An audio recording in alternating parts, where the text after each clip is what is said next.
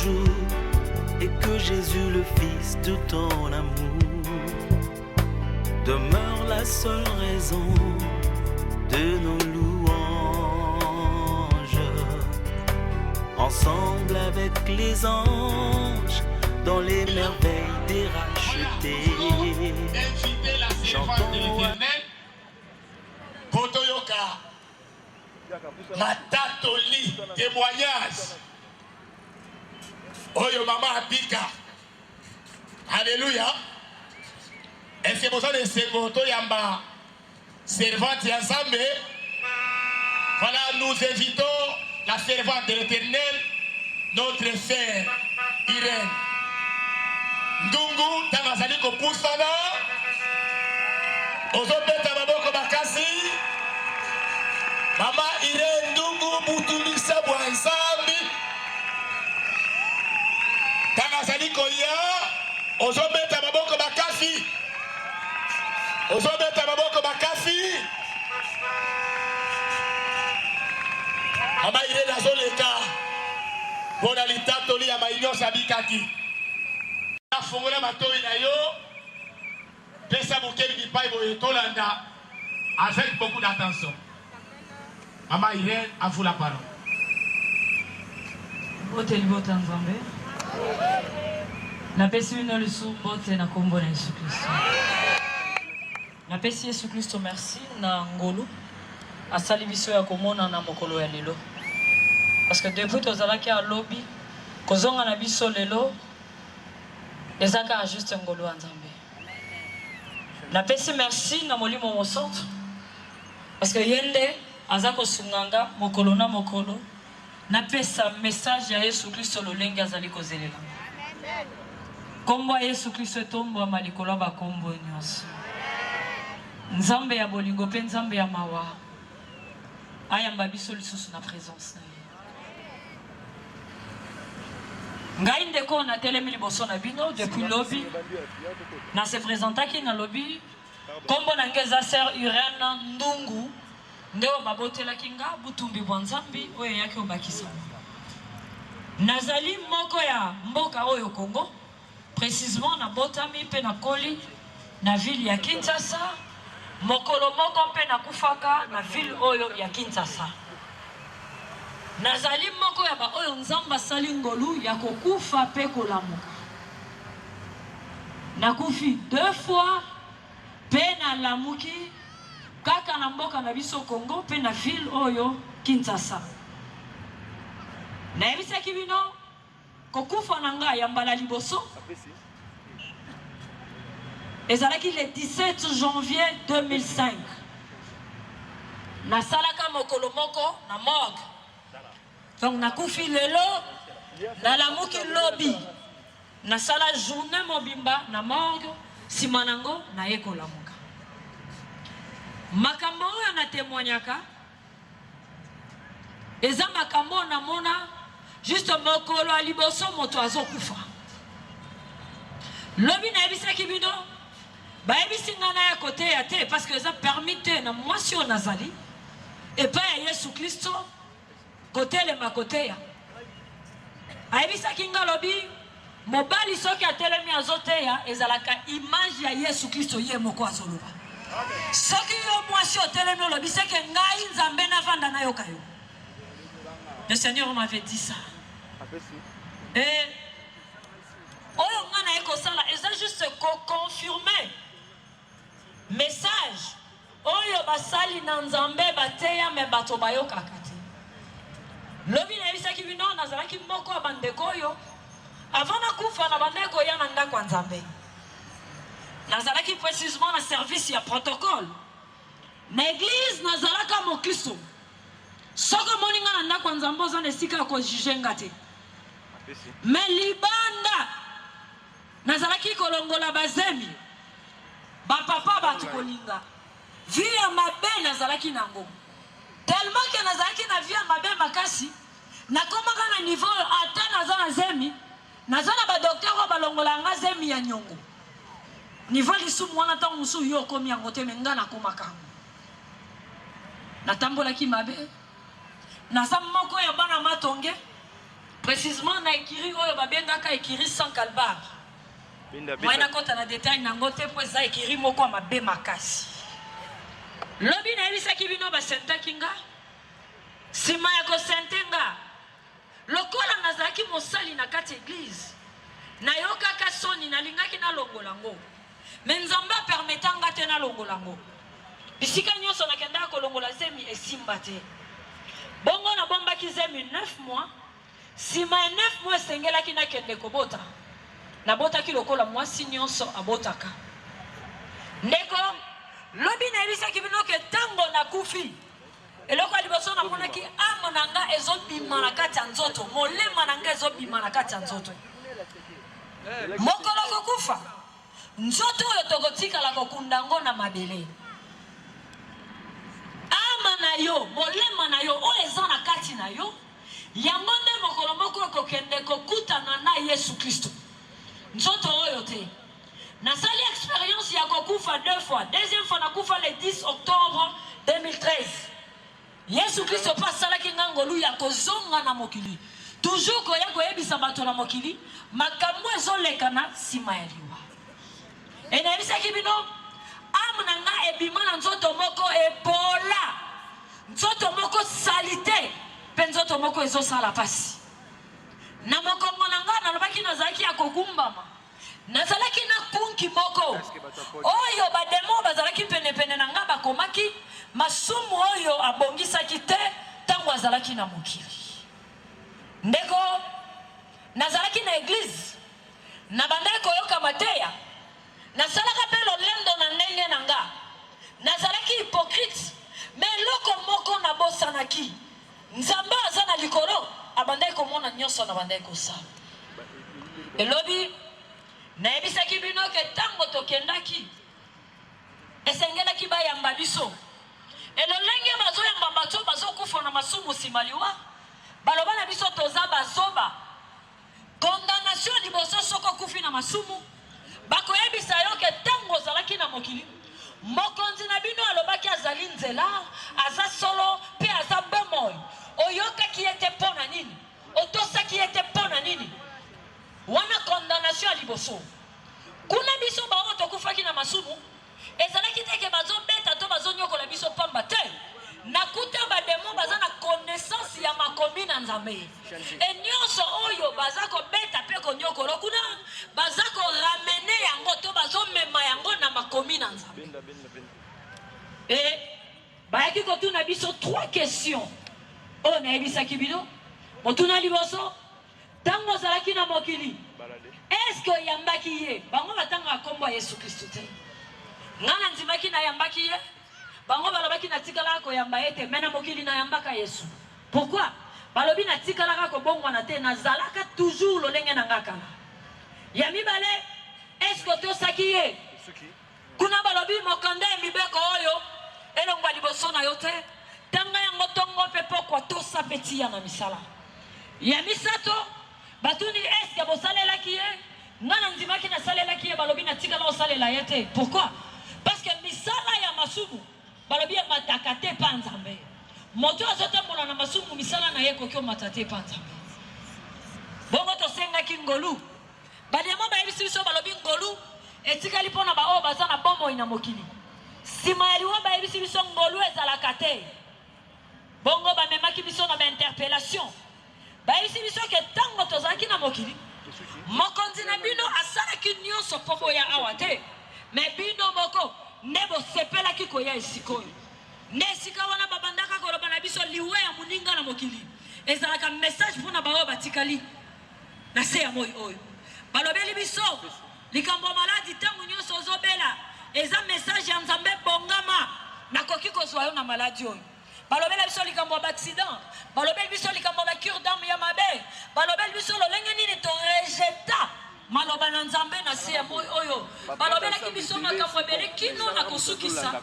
ya koyebisa biso lolendo oyo na bandaka kosala ntango nyonso nazoyoka liloba nzambe mpona koleka kobongisa na Yesu Kristo nga na bande otalake na amosali bayebi nga naza boye nga nakoki oleka na liboso bato te bato bamona lokola na bongwama te bayebisaki nga ezalaki occasion balakisa biso lolenge nini toyaka eglise nde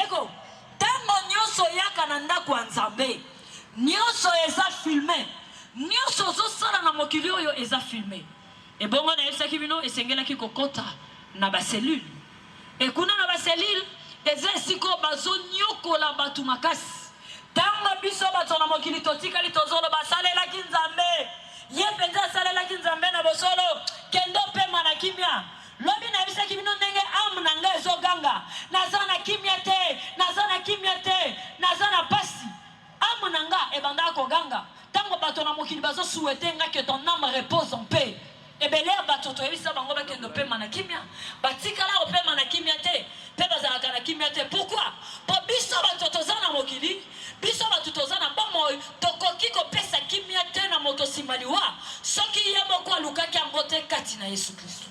Et tango tokotaki na ba cellule kuna ndeba bande konyoko la biso en rapport na masumu to memaki na mokongo to tikalaka ko bongisa te. Na bandaki na minyoko lia liboso ezalaki ya bandumba. Na kati ya bandumba banyoko laki ba oyo nyoso na mokili oyo bavandaka na mabala batikala ko bala bango te. Tango nyoso bozo vanda na mobali bozo sangana yeba ke bozo vivre na kati ya kindumba. Et yo motoko kufa na libala ya bongo ozana droit kokota lola te. Parce que na kindumba wana Nzamba yebi kindumba te. Ya mibale na lobaki ba oyo bazalaki ba divorcer. Donc babalanaki ba eko kabwana wana moto oyo bobalani na ye liboso akufi nanu te okeko bala libala mibale. Mabala ya mibale ba deuxième bureau na lobaka mabala wana Nzamba yebi yango te. Pokota na lola esengeli obo malibala wana ya mibale. Et baeki ko condamner lisusu ba oyo balataki mabe. Ba oyo nyonso balataki mabe. Bango babengaki bango bandumba. Mena kati kuna babande kolela. Ngana tikala koyeba mibali te. Ngana kufaka vierge. Nga mobali moko mutu abalaki nga vio na tikala kako sala yango te. Mwasi moko ka na balaka. Ngana kufaka chaste na tikala kako yeba basi te. Kuna eloko nini ezo salama. Bomone lolenge tozota la projection. Mokolo moko soko kufikati na masumu. Okotala bosoto nyonso yo osalaki na mokili na ba démon. Et nini salamaki? Tango bazotala na ba image ya vie na bango. Ba oyo balobaki ke bakufaki vierge. Ezalaki vrai. Na mokili mwana mwasi wana atikalaka na ye koyeba mibali te. Ti mukola kufaki akufaka vierge. Bana mibali oyo balobaki bakufaki ba chaste. Batali na ba image ya vie na bango. C'est vrai. Bango batikalaka koyeba basi te. Kobimata na mwasi moko te. Mais bademo balobi boza bandumba. Ba oyo balobaki babalaka kaka basi moko. Basalaka kindumba te na bolenge na bango. Na ba image ya vie na bango la kisi c'est vrai. Basi pe oba deklaraka kaka mobali moko nde oyo ayebaki ngati mokolo na kufa yenda balakinga. C'est vrai. Mais bademo ba ekola kiselo komoko. Balakisi bango na histoire ya vie na bango tango bazalaki na mokili. Lolenge babandaki kolata. Ndeko, nazalaki fiyo ya bandaki kolata mabe. Etango nazolo ba ekiri sans kalbar. Donc eza ekiri ya ba fiyo yo bango ba kotika la kolata sous-vêtement te. Ndekiri nga nazalaka. Je crois bandeko baza ba yebi. Moko ba yebi bana ya mabe ya niveau likolo. O batika la koyoka ta conseil te. Nazalaka mwana soki na ana matanga nga nazalaka ba désordre. Mwana mwasi mais nazalaka na loyenge pe animatrice ya makasi. Ndeko moko na suka ki parce que mutu amatala likolo Nzamba zate. Ndeko nanga baeko la kisa. Tango nyoso bozaki na mokili. Bolataki bilamba botikaki batolo libanda. Botikaki mabumu libanda. Makolo na bino botikaki ango libanda. Tango nyoso bolataki bakolan. Bolataki ba pantalon. Nalobaka malamu. Loba Yesu Kristo te mutatindanga. Mwasi nyoso alataka kolan. Alataka pantalon. Ba culotte na bokonza Nzamba okotati. Na yebi esika na uta. Nazalaki fiyo ya bandaki kolata mabe. Na yebi. Soki ozana tembe. Lelo koko boyo na oyebisa yo. Melo moko koboya te mukolo moko okufa. Koboya pete lo moko okutana na Yesu mukolo moko. Yesu Kristo atindanga. E motuna na otuna yo. Soki okuta makambo na zolo beza vrai. Okosala nini? Sima ya liwa. Okozonga na mokili. Oya ko réparer kobosana te. Lobi na esaki bino lolenge nini tozo senga. Tozonga na mokili poto bongo la motema.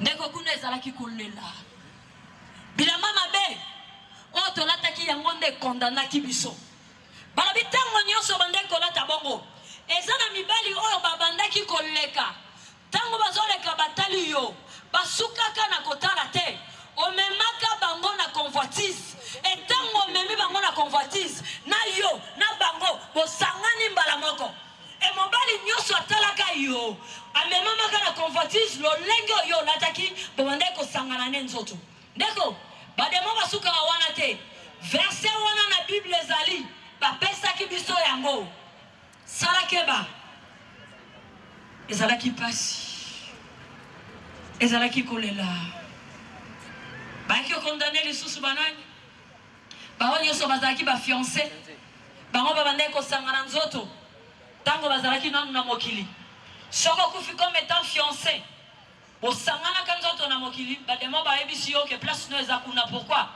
bademo bazoyebisa biso fiançai ezalaka libala te bademo bayaki koloba na biso lisusu to bakondanaki biso tovivaki na kimakangu bayesi biso kimakangu ezalaka libala te bino babandeki kosala oyo nyonso bamarie basalaka bozalaki na droit ya kokota bokonza likolo te esengelaki banyokola bino konyokola wana ezalaki pasi baza kokotisa bino bafourche na bapartie intime baza kokotisa bino baepe na bapartie intime bademo bazoviole ezalaki pasi minyoko makasi bayaki konyokola su banani bao nyonso ntango bazalaki na mokili bango balongolaki zemi ndeko na nga yo moto ozosala baavortement volontaire ozolongola zemi yo moko na bokonza nzambe soki ose repentir te okota te na kategoria bato balongola ye bazemi bao nyonso bazwa baimplant basalela bapilile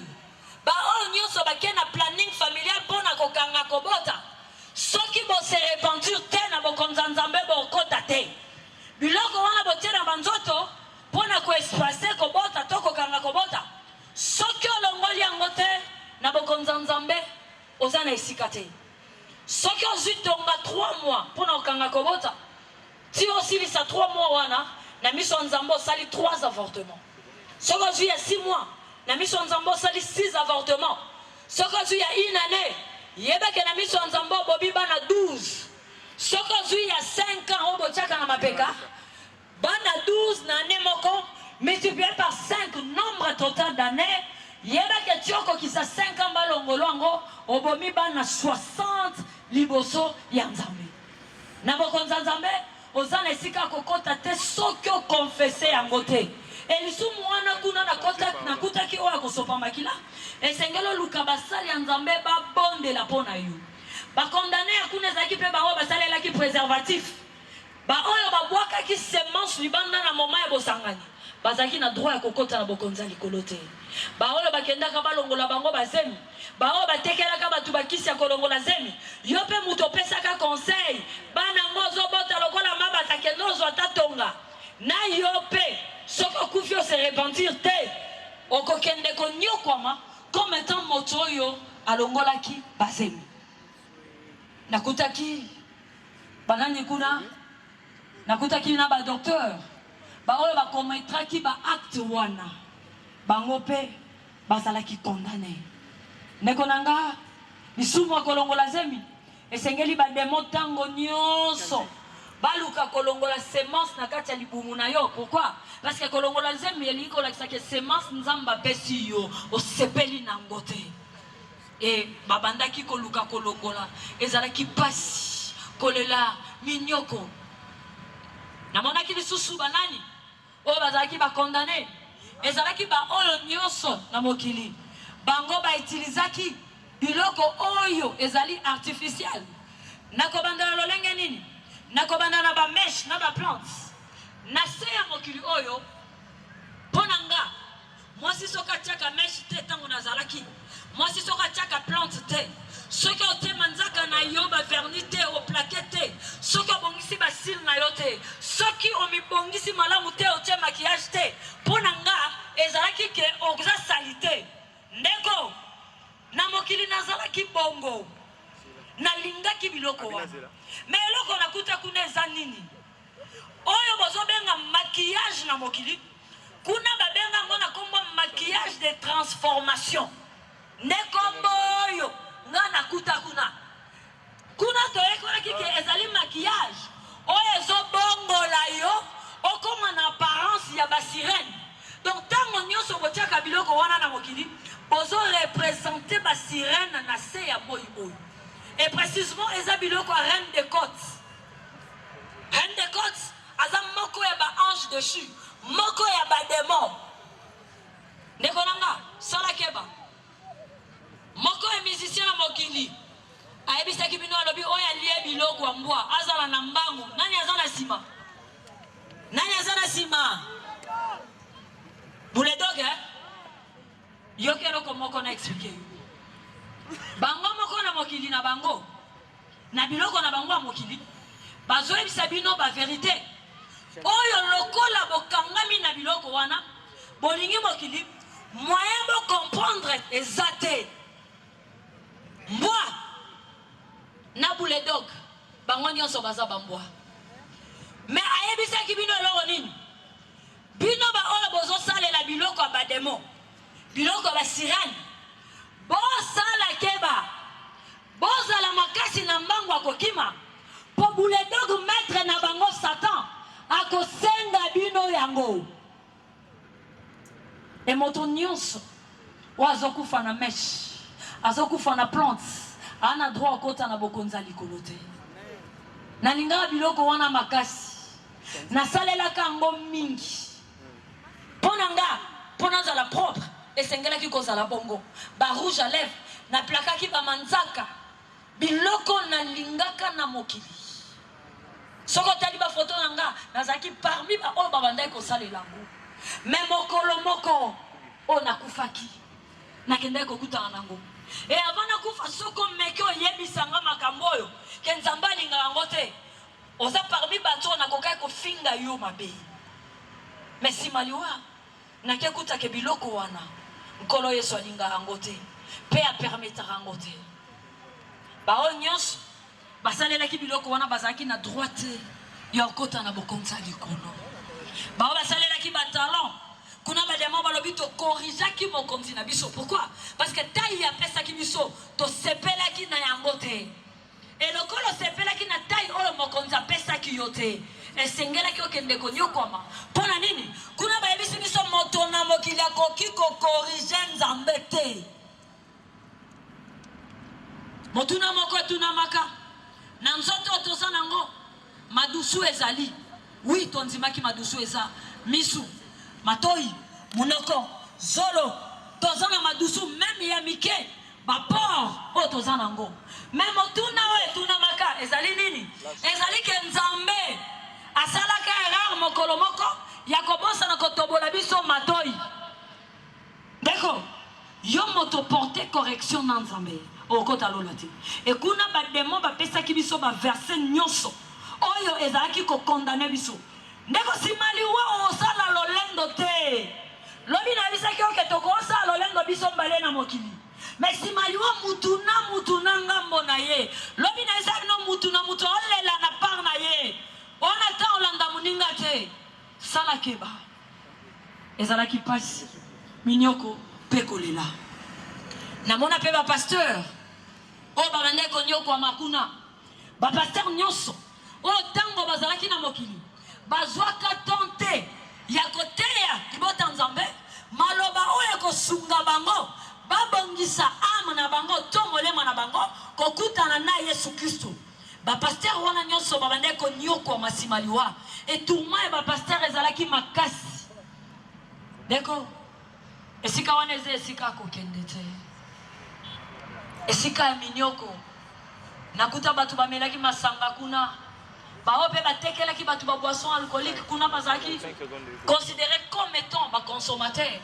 Bao balandaki ba musique mokili ba musique profane bazaki pena droit ya kokota kuna te bazalaki konyoko na mokili yonde konango za na mokili bima na musique ya mokili koyoka kabiloko wana te.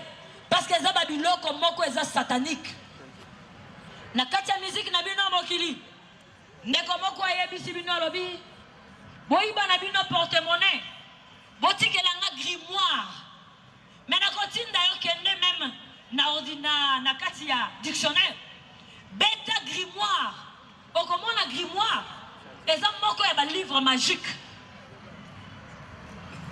musicien moko ayebisi bino avivivi bino bozongisi vie nzoka nde kuna na kati ya monde satanique nakutaki vie wana oyo alobaki v na chiffre romain eza 5 i na chiffre romain eza 1 soko osangisi 5 plus 1 epesi 6 alobi na bino deuxième vie 5 plus 1 epesi 6 bino bozongisi vie wana eza su 5 plus 1 epesi 6 bongo epesi marque de la bête oyo ezali 666 bandeko bosala keba bandeli bino alobi natikali elilingi ya pamba yo pozo yemba natikali elilingi ya pamba mais fo mituna motuna nzoto na yo amu na yo eke wapi alifelo bama namona makambo ebele ebele makasi namona minyoko ya bato ebele makasi ezalaka souffrance ya makasi pasi na mokili namona te pasi na mokili na yo kaka te pourquoi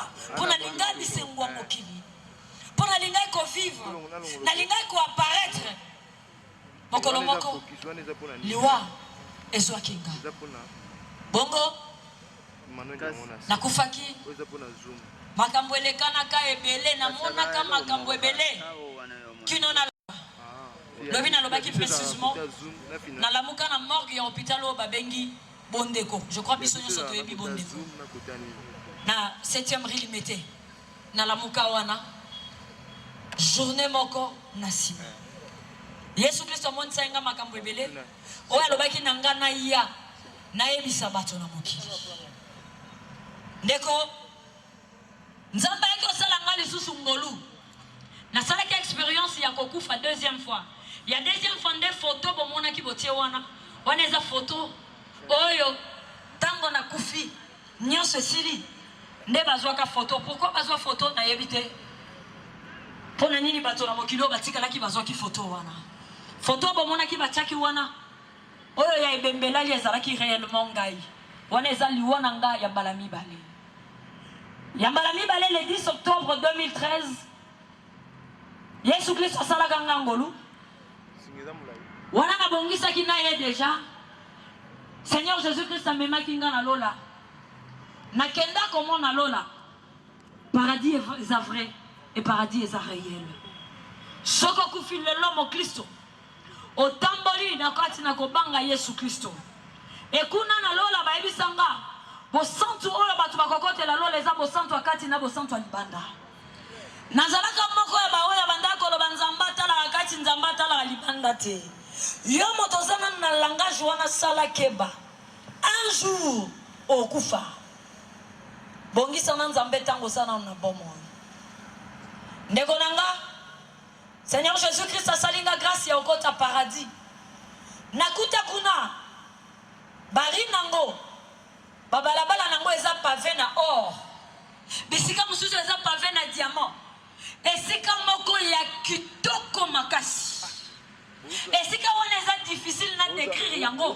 Pona lobanga na mokili oyo eza na ba momo côté na mokili oyo na koki ko expliquer réellement beauté ya paradis. Mais là on a yebisa yo sale fort kota lola. So sale fort kota lola. Un jour on peut comprendre et loko serire na lobaki. Akati ya paradis ba yebisa kinga pokota na lola. Il faut 100% ya sainteté. Balobi 99,9 na paradis au kokota te. Pour n'importe lola na kuta bakoma kuna il n'entrera chez elle rien d'essuyé. Et loko mokote ya mbindo lisumu mokote et kokota na lola et komama na porte à lola. Balobi nanga 100% et beau centre. Nazongi seleki 11. Sege batu na mokili ba kokota lola te. Alors bien on a été sereine 100% beau centre et la kisinini expliquant la deux lois, loi de 35 la loi de 25. La loi de 35 expliquant la lobby moto aye pa Yesu Kristo moto wana na kati ya kobanga nzambe aumeli 35 ans azosalela Yesu Kristo azobanga ye azotosa ye tokomi na 35e année na ye na 18h juste asali lisumu na 18h 5 minutes à se repentir te na 18h 10 minutes akufi balobi nanga lokola mutu wana azwaki ta ya ko se repentir te bosantu nyonso amemaki ekweyaki liwa esengele kuta yo na kati na kobanga nzambe etango nyonso conseil bapesanga kuna kotambola na vie ya repentance pe kobelela makila ya Yesu Kristo kopetola yo loi de 25 kuna belisinga mutu asali 25 ans abanga nzambe azotosa ye na bosantu akati pe libanda moto wana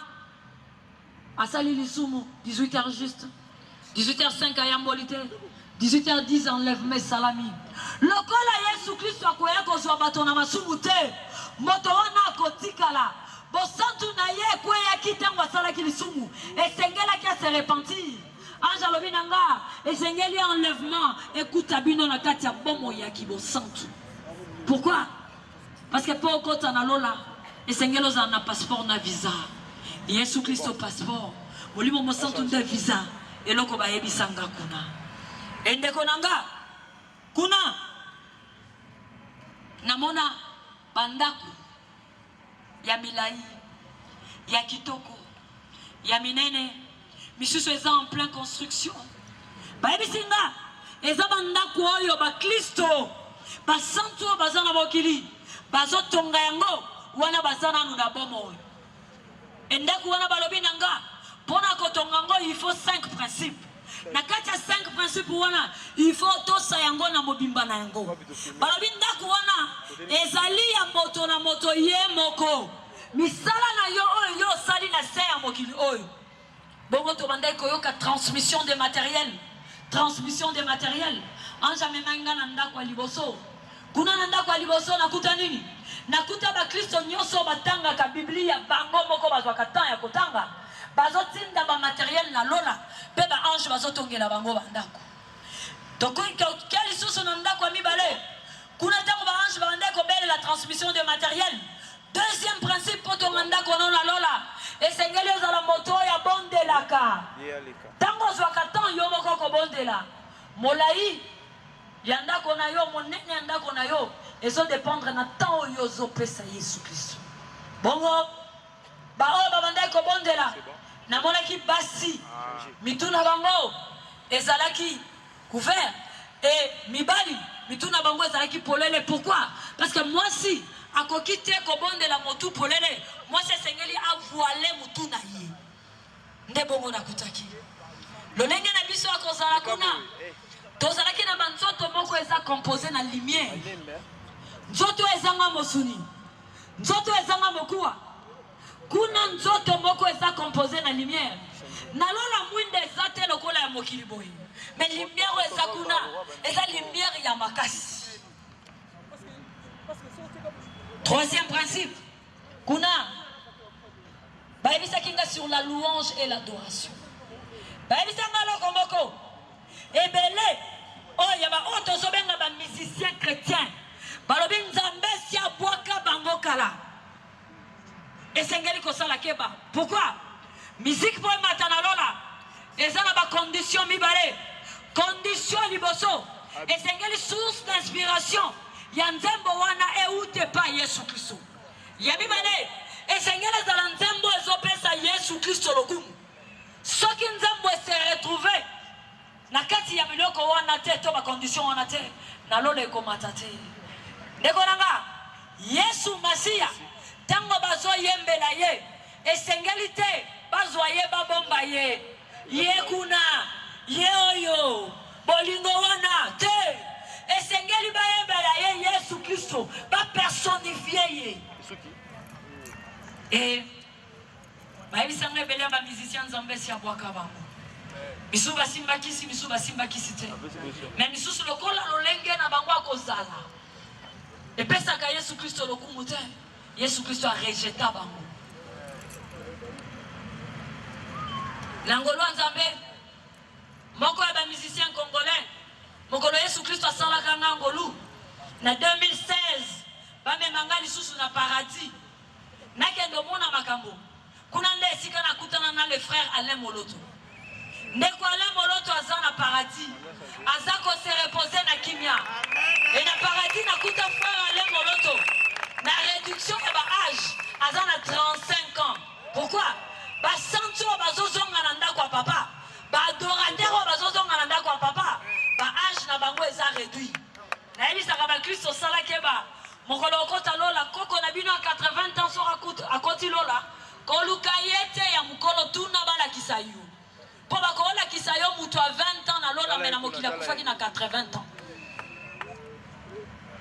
Quatrième condition balobela kinga sur l'évangélisation et sengeli kokendaka kolukela Yesu Kristo milimo e ba o nyonso bateki sango malamu balukela ki Yesu Kristo milimo tango bazalaki na mokili ba o wana bakozala na ba perle na ba robe na bango e ba perle na ba robe elingi kolakisa nombre ya ba âme oyo memaki liboso ya Yesu Kristo e ba o balukela ki Yesu Kristo milimo bakozala parmi ba serviteurs ya premier rang ndeko posa nanga zalaka mokolo moko so ina koti lola nazala pene ya Yesu Kristo.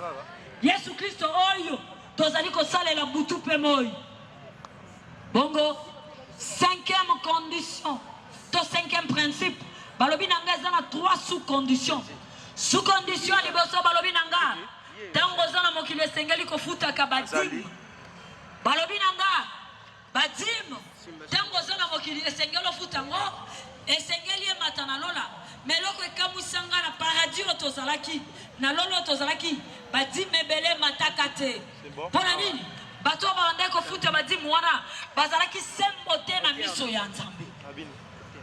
Et deuxième sous-condition ezalaki ba offrande balobalanga tango zoya na ndako ya Nzambe esengeli oya na oya malamu na lolenge Nzambe azopambola yo. Et troisième sous-condition ezalaki kosunga peko sala bolamu bayebisanga mokristo azalaka motema mabete mokristo azalaka motema malamu mokristo asungaka bato mokristo atikaka bato na pasi te ata mama na yo aza ndoki sunga ye kabela ye mpe bondelaka mpona ye bongo nde lolenge balakisaki nga na paradis.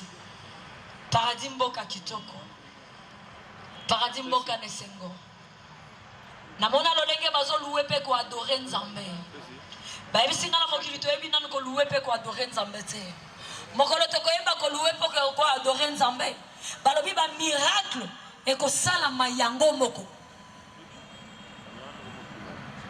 lola mboka kitoko iposa nanga ezalaka un jour nakende okutana na Yesu Kristo na paradis.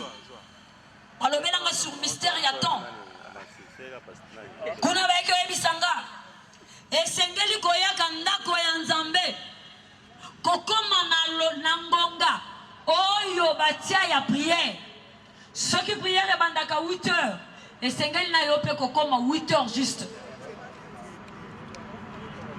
e bayebisanga lisusu na paradis soki nano basali prière ya clôture te kokende te ndeko na bondeli yo moto za awa tango basali nanu prière ya suka te kokende te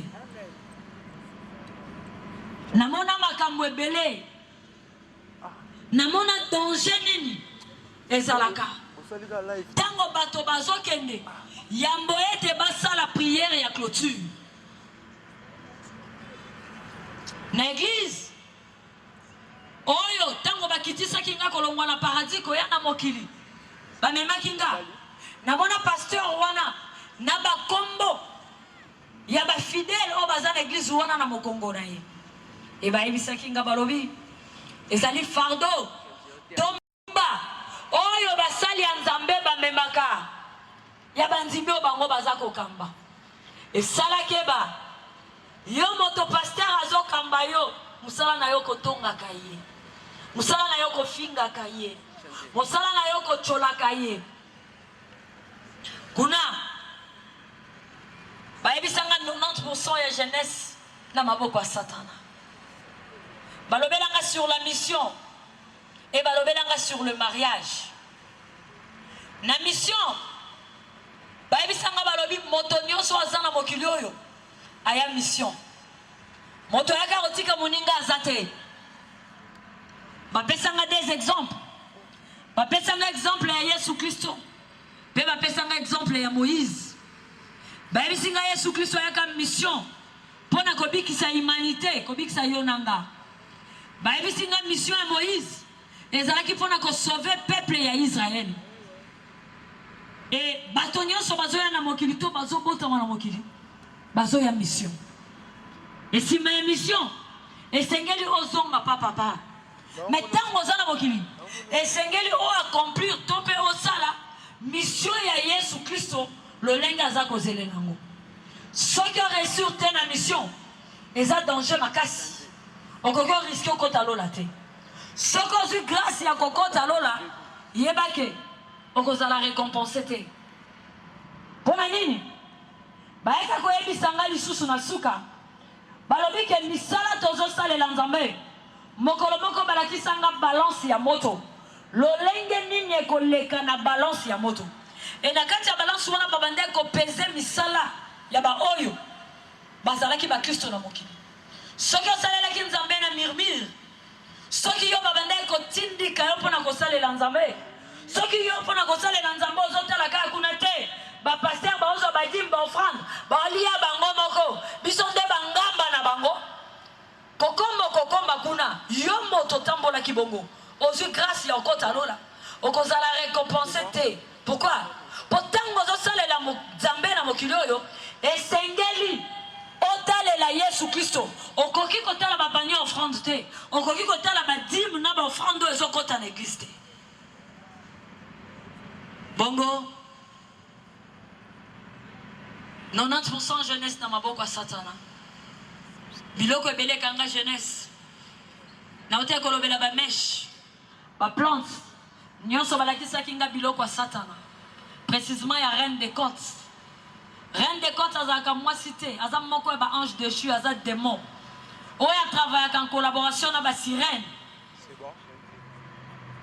na mokili oyo toza esengeli oyebake ba sirène baza et bato nyonso basalelaka biloko wana bozo représente bango na mokili oyo sirène ya basila azali sirène ya manzaka azali sirène ya lolenge boza koepile mpe kotia bacrayon azali sirène ya lolenge oyo boza kosemakie bameshe baplante bozokanga mpe azali e moko ya basirène botalaka ye na batelevizio na badessin animé oyo babengi précisément dessin animé ya réponse Yesu Kristo azonukumu. Merci. Est-ce qu'on peut mettre ensemble avec Bakase? Et si que soit mieux que ça n'a pas l'unité, mettez l'ensemble avec Bakase. Merci. Merci Maman Irène. Merci Maman Irène. Mettez avec Kelelo.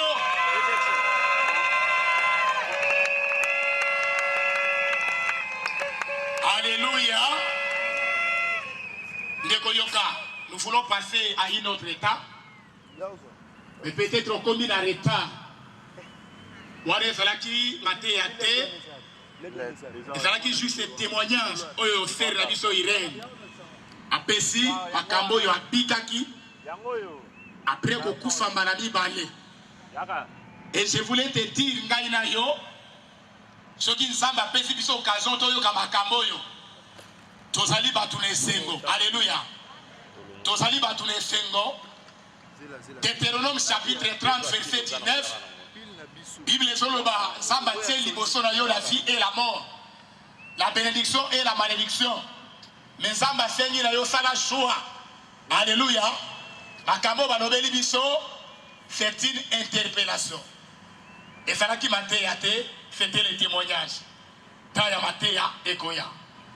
On peut encore applaudir pour la gloire de notre Dieu.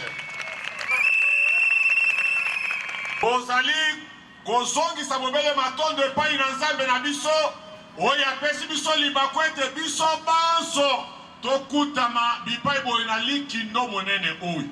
Nous saluons la présence parmi nous Topamboli Bozali Ya Katina biso, de l'apôtre Dieudonné Chingombe. Yantoma Dieudonné Chingombe.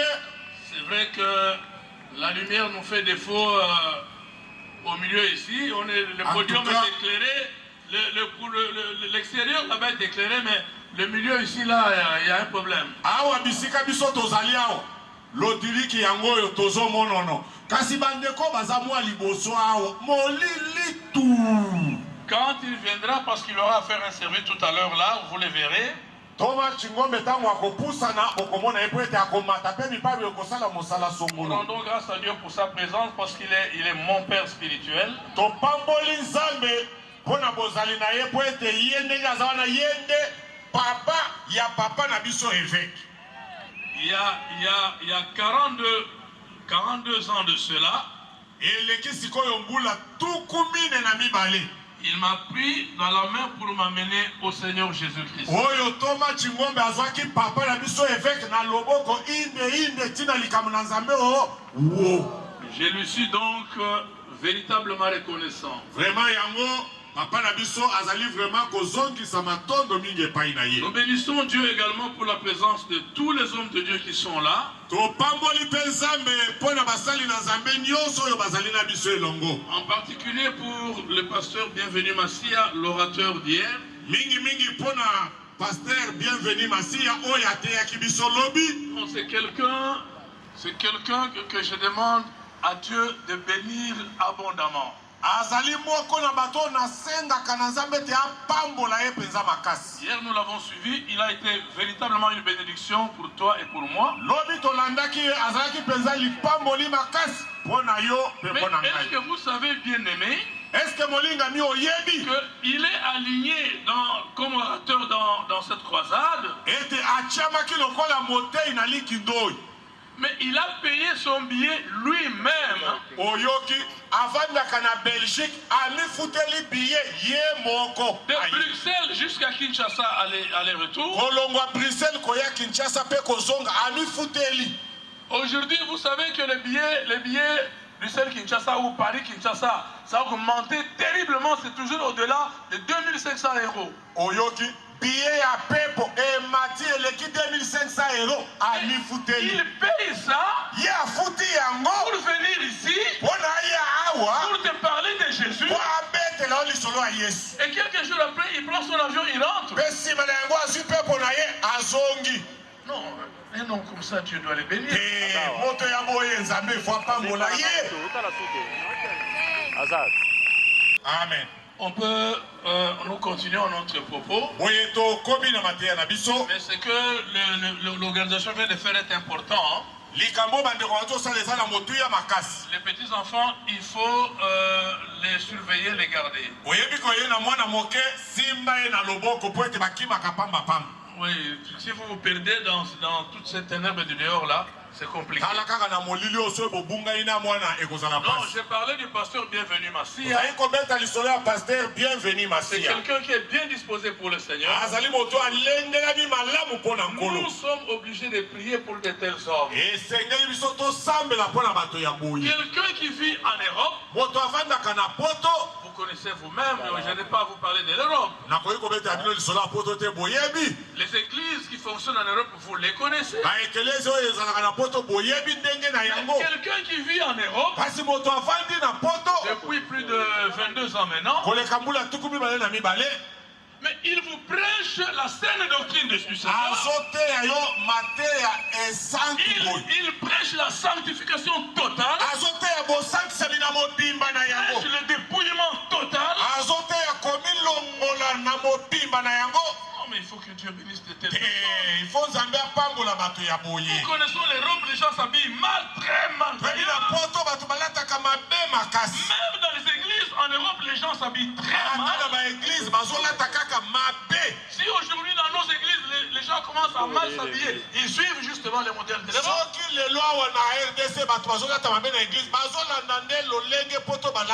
Mais quelqu'un qui vit là-bas, qui conduit toute son église est là-bas, il n'a pas de représentation ici. En Belgique, en France, en Hollande. Mais il prêche la sanctification. Oh, que Dieu le bénisse. Que Dieu le bénisse abondamment. Voilà, nous bénissons également le travail que notre sœur Irène vient de faire, comme elle l'a fait hier. Ce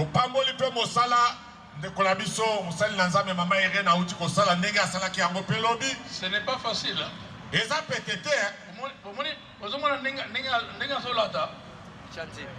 que vous avez dit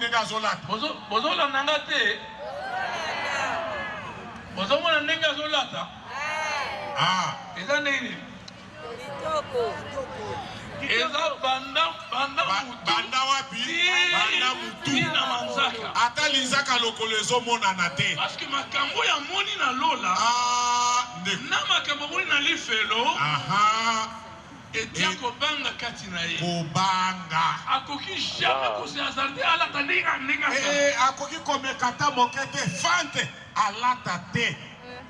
Amen. Amen. Amen, amen. Amen. Quand on attend la reine à l'obaraboy, moto va suivre na nyoka. Oyoki. Abanga kamuselekete. Moto soki nyoka se a suiye. Ata muselekete leke au nom de Jésus. Parce que amona pasi ayoka. Ya lifelo ndenge ezali. Ndenge bazo sala bato na lifelo abiki yango. Bongo asongela ba fante. Bien aimé. Dans cette croisade, je voudrais dire à quelqu'un ce soir que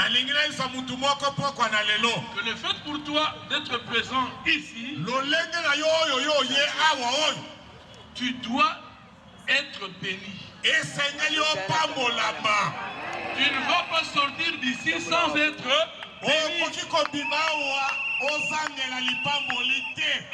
Donc, suis-nous attentivement.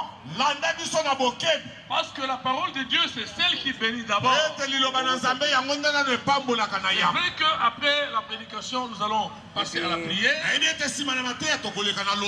aura des prières et pour les gens qui veulent donner leur vie à Jésus, comme pour les autres qui ont des problèmes de maladie, des problèmes à la maison, ainsi de suite. Avant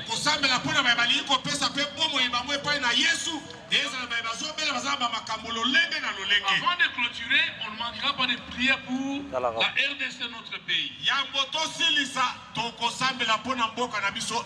Bien aimé, une telle occasion, il ne faut pas rater la bénédiction de Dieu. Les gens ont prié pendant des semaines et des semaines pour préparer cette campagne. Les gens ont jeûné pour prier pour cette campagne. Il y a une grande charge de bénédiction du Kolao. Il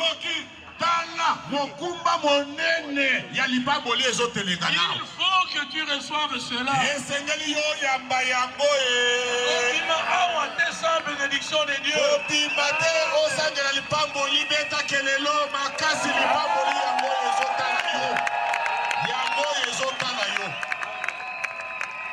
Amen. Amen.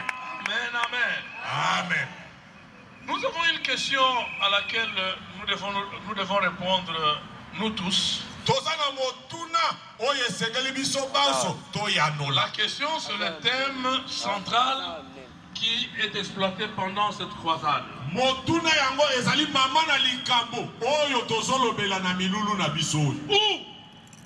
passeras-tu l'éternité après la mort?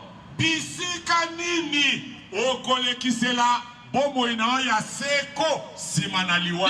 question est capitale dans la vie de tout homme qui vit sur cette terre. Notre vie sur terre est de très courte durée. Mais nous vivons que quelques années à peine. Nous vivons 60 ans, 80, 90 ans. Déjà, quand on arrive à 90 ans, c'est comme si on ne vivait même plus. Parfois,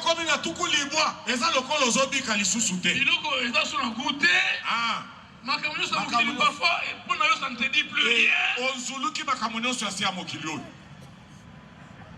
Donc notre vie sur terre est très courte. Mais après la mort, la vie sur cette terre, il y a la longue durée, l'éternité entière. C'est cette vie-là qu'il faut préparer.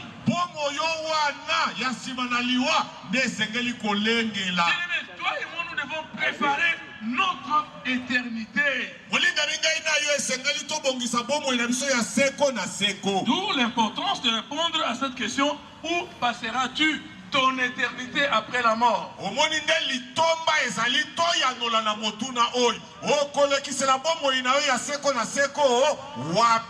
Vous avez vu qu'il y a quelques années à peine, ce genre de thème n'était pas utilisé dans les campagnes.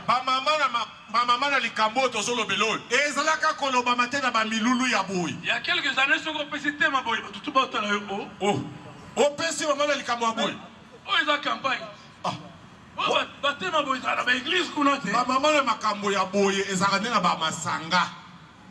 Pourquoi ça? Parce que nous, prédicateurs, nous, responsables chrétiens, on est entrés dans l'embrouillement du monde. Les gens veulent toujours dire aux gens les choses qui leur plaisent. Non, bien aimé. Nous avons besoin qu'on nous parle de Jésus. Nous avons besoin qu'on donne la parole de Dieu qui donne la vie. Il nous donne la possibilité de nous préparer.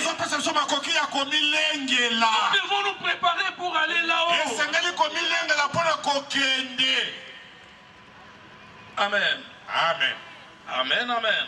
Amen. Cette question-là, nous ferons un effort comme on nous en a parlé hier. Nous ferons aussi un effort pour que ce soir, nous puissions apporter quelques éléments de réponse. Quelques éléments de réponse. Bien que la question contraste un peu avec oui, c'est bon.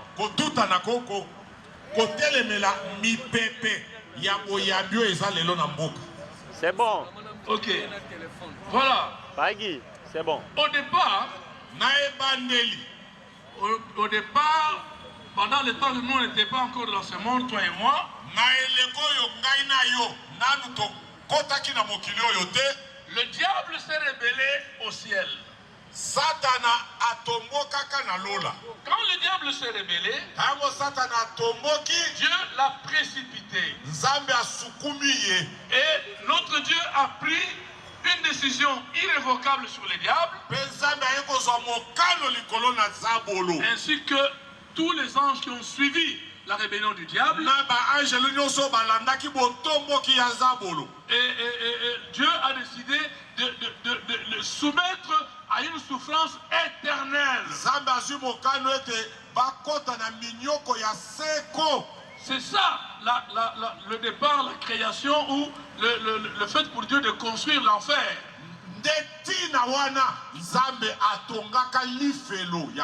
L'enfer a été au départ le lieu réservé pour le diable et ses anges pour aller souffrir éternellement.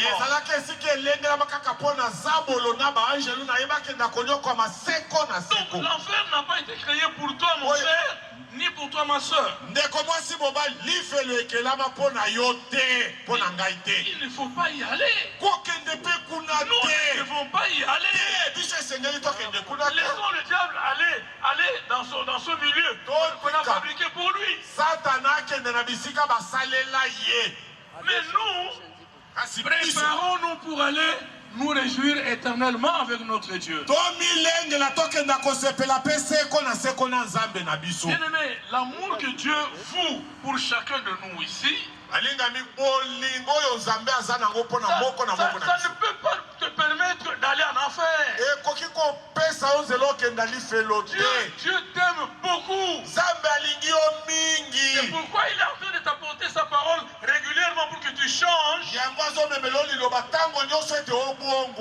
que tu ailles te réjouir avec lui éternellement.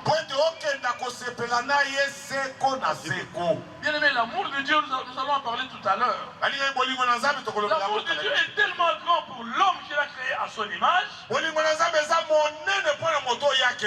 point que quand l'homme a péché, au lieu que Dieu agisse envers l'homme comme il a fait avec le diable, c'est vrai que Dieu était fâché. L'homme a excité la colère de Dieu. Et Dieu a chassé l'homme du jardin pour qu'il aille loin du jardin, loin de la face de Dieu. Mais seulement, contrairement à la procédure qu'il a suivie pour le diable, Dieu a construit, il a échafaudé, il a préparé un merveilleux plan de salut pour l'homme. Dieu a échafaudé un plan de rédemption pour l'homme. Pourquoi? Parce que l'homme a été créé à son image. Dieu a pour l'homme un amour incroyable. Bien aimé, pour l'homme, Dieu a fait tellement de choses, on n'a même pas le temps de citer. Tout ce que nous lisons dans les Écritures. Le fait pour Dieu de choisir un peuple, le peuple d'Israël pour évoluer ensemble avec eux. Le fait pour Dieu d'envoyer des prophètes et des serviteurs de Dieu de tout genre. Parce que lui-même est descendu pour venir se sacrifier. C'est uniquement pour prouver son amour envers toi. Il a un grand amour envers toi. Dieu est allé jusqu'à la croix. Il a accepté des choses qu'il ne peut pas accepter sur son corps. Parce qu'il a un grand amour envers toi. Et si Dieu va envoyer les gens en enfer, c'est uniquement par jalousie du fait que ces gens-là n'auront pas répondu positivement à l'amour de Dieu.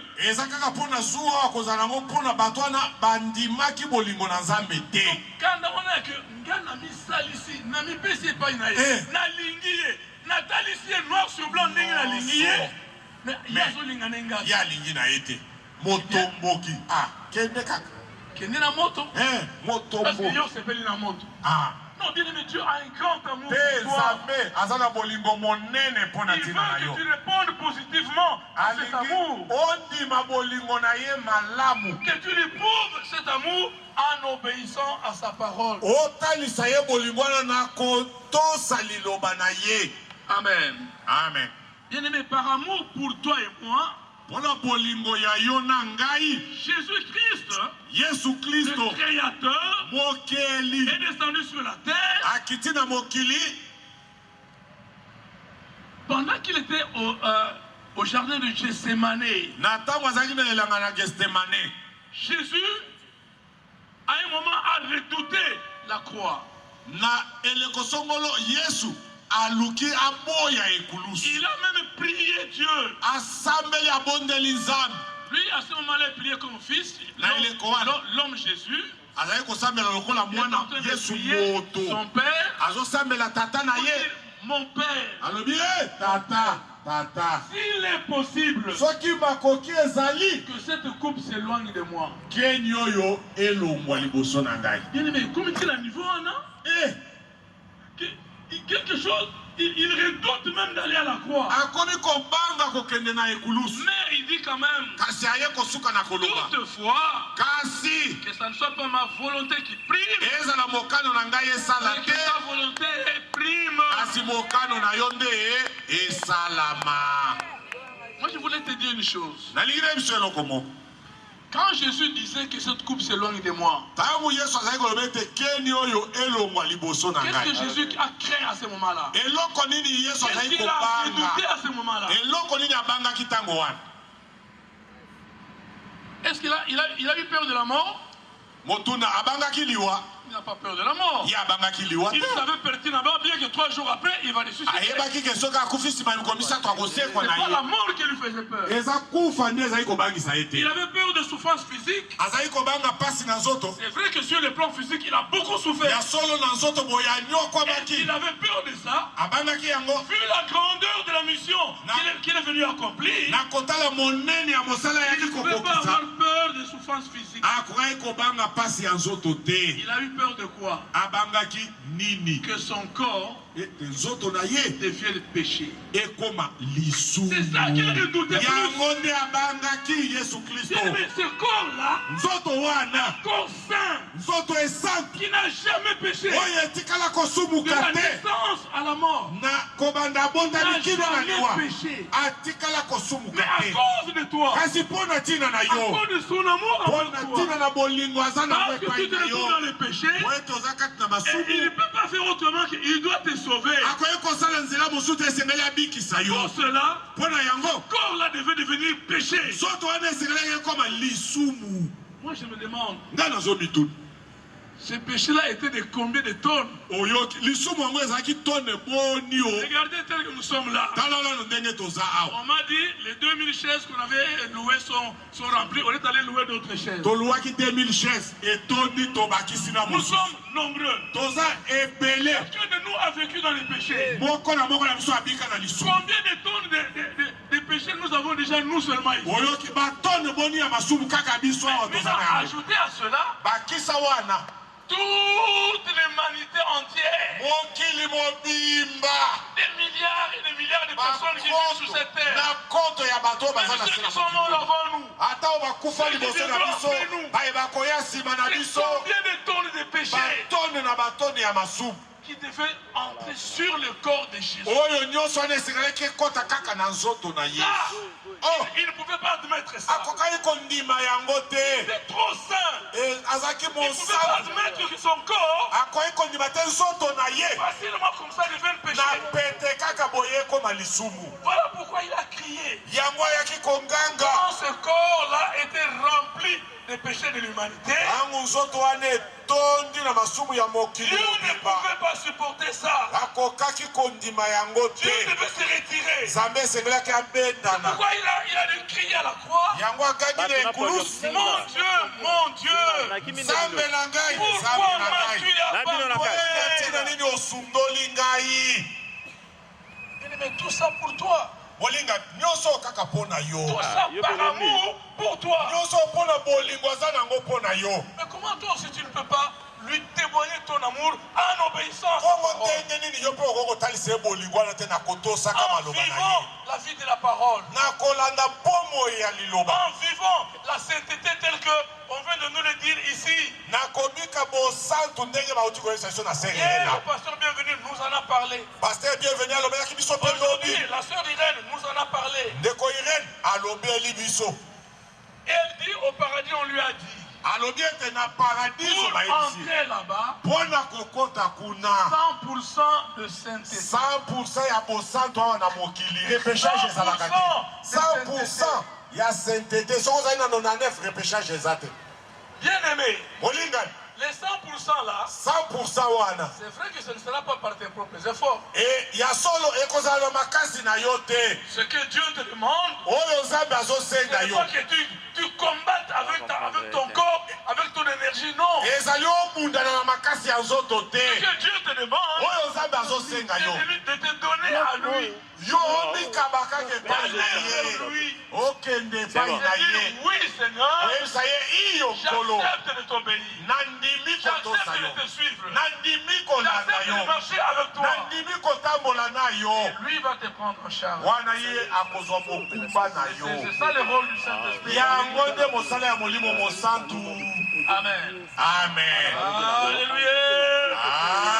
amen Donc, bien-aimés dans le Seigneur, molingami kati na nkolo je vous assure, nazosukisa bino il y a un ciel que toi et moi nous devons gagner. oyo eza na lola oyo ngai na yo esengeli tokota Bien-aimés, ça vaut la peine molingami eza na motuya d'aller au ete paradis. tokenda na paradiso L'enfer lifelo n'est pas un lieu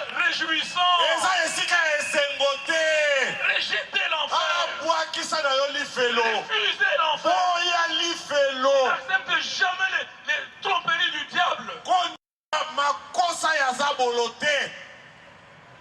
Amen. Amen. Amen, amen. Amen. Voilà pourquoi Ndetina na yango le Seigneur Jésus-Christ est descendu. Kolo Yesu akitaki. Il a souffert tout ce qu'il a souffert. Anyokomi ndenga anyokomaki Il wana. est allé à la croix. Akei kilo na ekulusu. Toute cette démarche qu'il a faite, Bazela nyonso ya c'est landa wana. pour aboutir à ce que Ezali pona suka toi ete. qui le reçois dans ton cœur, Yo oyo ozoyamba ye na motema. tu sois sauvé Obika. et que tu continues à marcher Bien, dans la sainteté jusqu'au jour de ta mort ou au jour de l'enlèvement. Pe okoma kotambola na bosantu kino liwa na yo to soki liwa esi yo te na mokona boneto lami. Amen. Amen. Amen, amen. Amen. Maintenant, il y a évidemment deux conditions. Makambo ya kokokisa siku eza mibale. Quand quelqu'un a bien accepté le Seigneur, Soki moto andimeli nkolo il faudrait maintenant ekosengela sikoyo décider de marcher avec Dieu, kozwa mokano ya kotambola elongo na pour aller Nzambe au ciel parce que le prix a déjà été payé. okende na lola po ete motu Mais esi celui qui refuse de marcher avec Dieu, kasi oyo azoboya celui qui kotambola na Nzambe veut demeurer dans le péché, oyo alingi koumela na masumu la voie est aussi claire, c'est nzela eza mpe polele lifelo.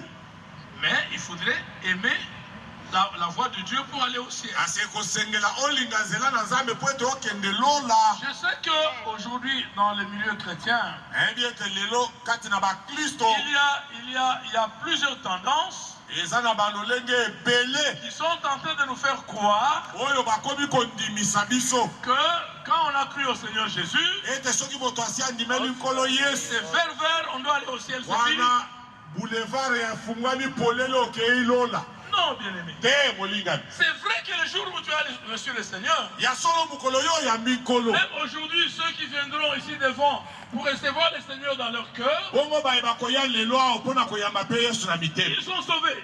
babiki. Nous tous qui avons reçu le Seigneur Jésus, nous sommes sauvés. biso nyonso toyamba Yesu tobiki Mais cela ne suffit pas. kasi esukeli wana Il te faut aussi marcher en conformité avec sa parole. esengeli kotambola mpe ekepene liloba na ye. On marche avec sa parole. Tango ozotambola na On liloba na est ye en train de nous assurer que ce jour-là, on ne va pas rater l'enlèvement. wana ozotambola na kosukisa mete mokolo wana okozanga lola te. Amen. Amen. Hier, on nous a parlé des églises qui sont en train de fabriquer les gens pour l'enfer. lobi babeta biso liso ya baeglise oyo ezobongisa bato mpo na lifelo. Quand le pasteur bienvenu a dit il y a des églises de Satan, Tango paster bienvenu abie baeglise ya satana ezali il y a des gens qui peuvent se dire eza bato akoki komilobela. attends, bino moko. Ah. Satan, l'église n'est pas où il y a des satanistes qu'on a là-bas. Satan aza na oyo ya eglise ya basatana Non. kuna te. Lui ne parlait pas des satanistes Yeah, et des occultistes. azolobela baloge ya baokiltiste Il te. parle des églises chrétiennes, azolobela eklese ya bakristo mais qui ne prêchent pas la vérité, la Kasi. saine doctrine. oyo bazoteya bosolo ya makomi te. Dans une telle église, na ekelese ya boye non, le salut n'y est pas. lobi kokuna eza Il n'y te. a pas moyen d'aller vivre avec Dieu. lolenge ya okenda kobika elongo na Parce Nzambe eza que te. la sanctification, on doit la prendre ici sur terre. oyo ete bosantisami awa na mokili nde esengeli kobika On yango. ne va pas la prendre après l'enlèvement okokende koyekola bosantisami nsima na ou konetolama après te la mort. to nsima na liwa te. Vous savez que moi, j'ai suivi un homme de Dieu ngai nalanda mosali na Nzambe à la télévision, par hasard. na televizio kaka na mpwasa boye. Si je cite son nom, les gens vont soki natangi nkombo bakoyeba ye. mais on n'a pas besoin de citer les noms des gens. kasi toza na posa ya kotanga nkombo ya bato te. Qu'est-ce que cet homme de Dieu disait? moto na Nzambe oyo azoloba nini? Il disait, azoloba boye je serais scandalisé ngai nakokamwa si j'apprenais qu'un chrétien est allé en enfer. soki nayoki ete mokristo moko akeli felo. Oh, Nasutuki. mpaka asutuki Comme Makambo Mtozoloba. biloko azoloba oyo Et ça, c'est quoi? Qu'est-ce qu'il est en train de raconter? azobeta masolo nini? Donc lui, il dit qu'il sera étonné, il sera même pas étonné, scandalisé. ye alobi akobeta libaku monene S'il apprend qu'un chrétien est allé en enfer. soki ayoki ete mokristo akeli felo. Mais qu'est-ce que Jésus a dit? me yesu alobaki nini? On peut nous lire le premier passage. Enfin, je crois que ce sera le seul passage. On est dans Matthieu 7.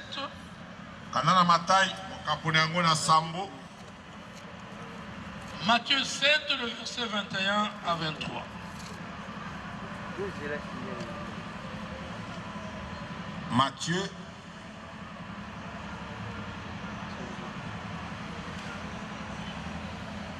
Matthieu chapitre 7, verset 21, nous lisons au nom de Jésus.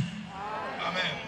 Ceux qui me disent, Seigneur, Seigneur, n'entreront pas tous dans le royaume des cieux, mais celui-là seul qui fait la volonté de mon Père qui est dans les cieux. Amen. 22 et 23. 22 et 23. Plusieurs me diront en ces jours-là, Seigneur, Seigneur, n'avons-nous pas prophétisé par ton nom? N'avons-nous pas chassé des démons par ton nom? Et n'avons-nous pas fait beaucoup de miracles par ton nom? Alors je leur dirai ouvertement, je ne vous ai jamais connu. Retirez-vous de moi, vous qui commettez l'iniquité. Amen. On peut s'asseoir et on applaudit la parole.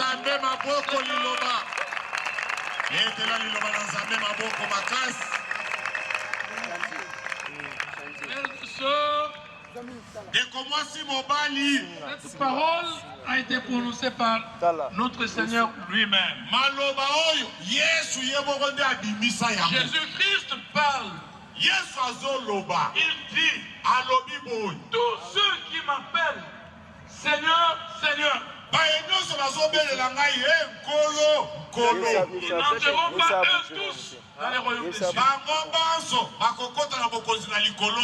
Moi je te pose une question. C'est qui appelle Jésus Seigneur?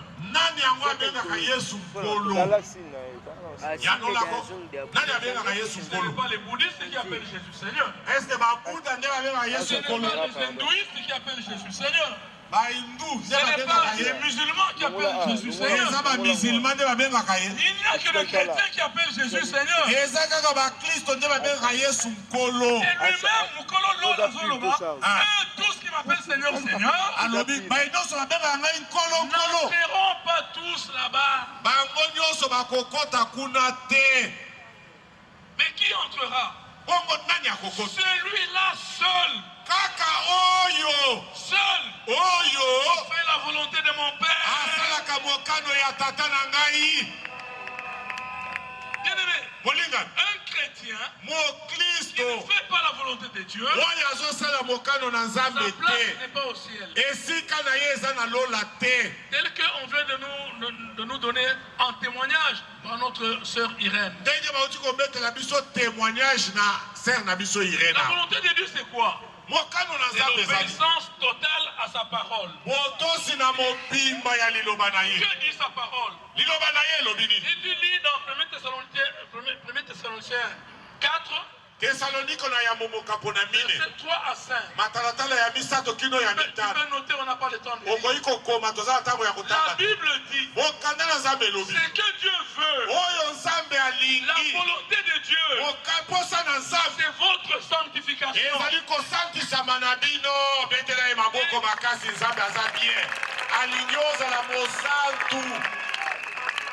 Il dit que chacun de vous sache posséder son corps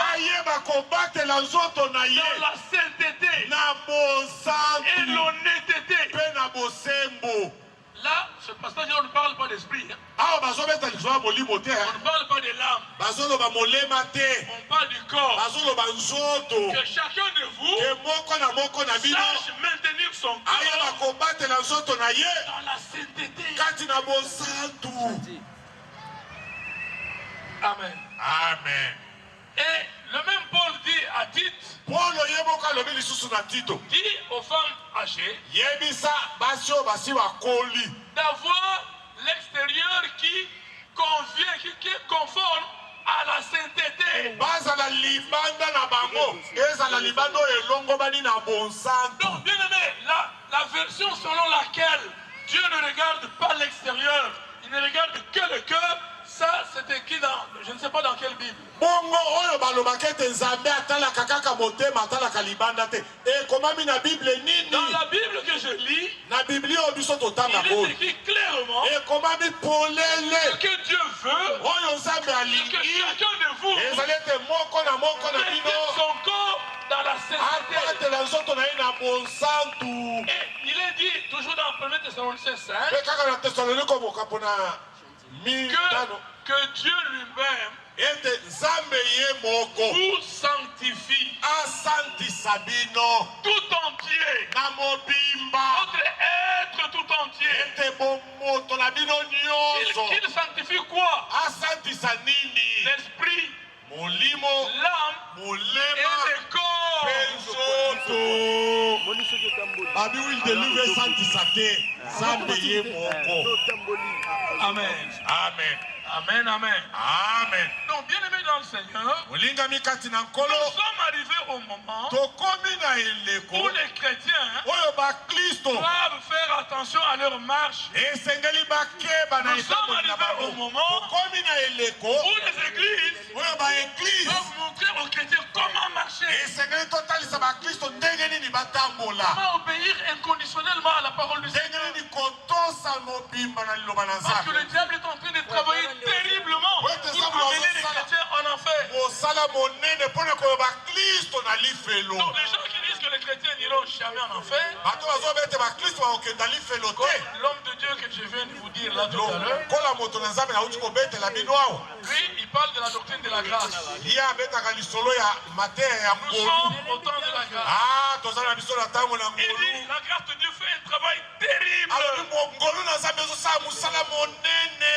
C'est vrai, je suis d'accord avec lui. ya solo nga nazondima makambo Jusqu'à azono ce niveau-là, je suis d'accord avec lui. kino wana na ndimi ngolu Que ezosala la grâce mosala de Dieu fait un grand travail. ngolu ezosala mosala Et parmi monene. ce travail-là, mpe kati na mosala ya c'est aussi ngolu le travail de nous apprendre à renoncer aux choses mondaines. eza mpe na mosala ya kolakisa biso tobwakisa makambo ya C'est mokili. ça la grâce de Dieu. yango nde ngolu na nzambe. Mais la grâce de Dieu moko ngolu na ne nzambe va pas nous amener au ciel, nous, dans les péchés. ekoki komela biso na lola te soki toza na masumu. Parce que Jésus dit, po ete yesu alobi je leur dirai ouvertement, je ne les ai jamais connu. nakoyebisa bango na polele natikala koyeba bino te. Donc, bien-aimés frères et sœurs, ndeko mwasi mobali retenons, tosimba makasi retenons que tosimba ete notre Dieu, nzambe oyo ya qui biso nous aime beaucoup, oyo alingi biso qui a mingi sacrifié tout ce qu'il avait de précieux pour notre salut, oyo abonza oyo nyonso azalaki nango ya motuya mpo na lobiko na biso peut nous voir obéir à sa volonté. alingi amona biso totosa mokano na ye Si nous obéissons à sa volonté, totosa mokano na ye nous répondons à la question, où passeras-tu ton éternité après la mort? tozoyanola nde motuna okolekisa seko na yo wapi Là, nous nsima na irons au liwa. paradis parce que c'est réservé pour nous. eyano yango oyo tokobika yango na paradiso mpo ete elengelami mpo na biso beta maboko. Jésus a dit, yesu kutu alobi oyo akobika seko na paradiso abeta nano maboko ya bieko. Jésus a dit ceci, yesu alobi boye je m'en vais vous préparer une place. oyoki nakei kobongisela bino esika. Quand je m'en serai allé, ntango ngai nakokenda. tu peux noter Jean 14, 1 à 3. yohane 14 matata Quand je m'en serai allé ntango ngai et que nakokende je vous aurai préparé une mpe place, nalengeleli bino esika je reviendrai. Bien-aimé, nakozonga. Dieu ne peut pas mentir. nzambe akoki kokosa te. Jésus reviendra. yesu akozonga. Jésus reviendra. yesu Il akozonga. reviendra pour te prendre. akozonga kozwa yo. Si je reviendrai, kama nabi nakozonga. je reviendrai vous prendre. nakozonga kozwa bino Que là où moi je suis, po ete esika ngai nakozala vous y soyez aussi. bino mpe bozala. Quelle promesse glorieuse. elaka nini ya malamu boye. Quelle belle promesse. elaka nini ya kitoko boye. Donc toi et moi, yo na ngai Jésus est en train de faire un travail. Yesu azakati na kosala mosala. Quand il va terminer ce travail, Tangu ya kosilisa mosala wana. bien-aimé, il reviendra. Olingani akozonga. Il reviendra. Akozonga. Jésus reviendra. Yesu akozonga. Même s'il ne va pas mettre ses pieds sur la terre, Atako akonyata mabele te. au moins il reviendra. Kasi akozonga. Il se tiendra quelque part. Akotelemela na mipepe. Toi et moi, on montera vers lui. Yo na ngai tokomata. Les gens qui vont monter, Bao bakomata ye. il n'y a que ceux qui seront sans la charge des péchés. Kaka Leur bayo corps. bakozala 100% saint. Ata lidodo Il n'y te. a que ceux-là. Kaka bao wana. C'est pourquoi, bien aimés frères et sœurs, Yango ndeko mwasi mobali. nous sommes en train de vouloir chuter. Tozali pene na kosukisa. Il est très important pour le chrétien Eza na motuya mpona bakristo d'apprendre quelle est la volonté de Dieu pour eux. koyeba mokano na nzambe mpona bango. Le chrétien doit savoir, mon Dieu veut que je fasse quoi? Mokristo esengeli ayeba ete nzambe na ngai alingi nasala nini. Le chrétien, même quand il doit porter un habit, est-ce que si j'étais à la place de Jésus, est-ce que j'allais porter un habit comme ça? Oyoki ata olati elamba omituni soki nazalaki esika ya Yesu nakokaki kolata boye. Moi, quand je lis la parole du Seigneur, ntango natangaka liloba na nzambe je trouve que l'amour de Dieu est tellement bien expliqué au milieu de l'église. nazomona ete bolingo na nzambe elimbolami malamu kati na Que si eglise. un chrétien aujourd'hui va hériter de l'enfer au lieu du paradis, Ete soki crête de Dieu, ati na bobangi nzambe c'est ça le but de cette campagne. yango tina ya milulu na C'est biso. une campagne pas seulement d'évangélisation, Ezali milulu kaka ya mais bopalanganisa yango aussi te d'édification. kasi ya botongi. Pour apprendre à chacun de nous Mpona kolakisa moko na que biso nous devons marcher correctement pour hériter du royaume des cieux et ne pas aller en enfer. ete moko na moko atambola malamu na tina ete akenda lifelo te akenda nde na lola. Amen. Amen. Que le pasteur bienvenu nous rejoigne. Tobengi pasteur bienvenu.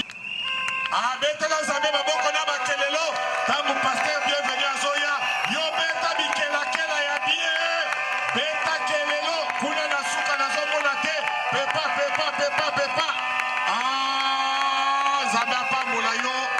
Nzambe apambola yo. Nzambe apambola yo. Mikro yango oyo mikro mosusu.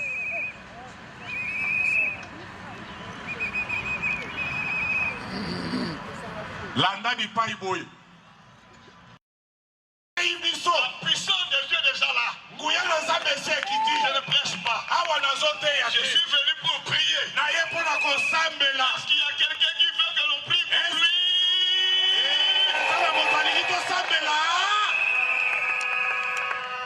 Où passeras-tu ton éternité? Okolekisa seko na yo wapi? Tu n'as pas Jésus-Christ en toi. Soko oza na Yesu kati na yo te. Le ciel n'est pas pour toi. Lola eza mpo na yo te. Tous ces gens-là ont prié pendant des mois et des mois Bato nyonso basambela basanza na basanza. pour que tu donnes ta vie à Jésus-Christ Ete aujourd'hui. opesa bomoi na yo epai na Yesu lelo. Tu es là.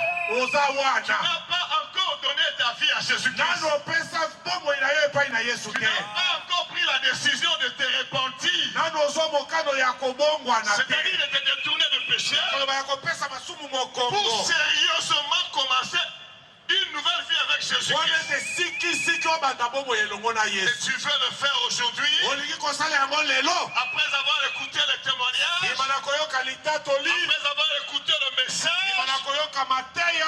Lève ta main là où tu es. Tombola loboko bisika ozali. Au-dessus de nous, Na likolo na biso awa. le Seigneur regarde les mains levées. Kono azotala maboko etombwani. Aujourd'hui, Lelo le Seigneur va inscrire ton nom kono akokoma kombo na sur yo. la liste des gens qui iront au paradis après leur mort. Na buku ya bato bakokenda paradiso nsima na Je ne vois liwa. pas ta main. Nazomona loboko na yo te.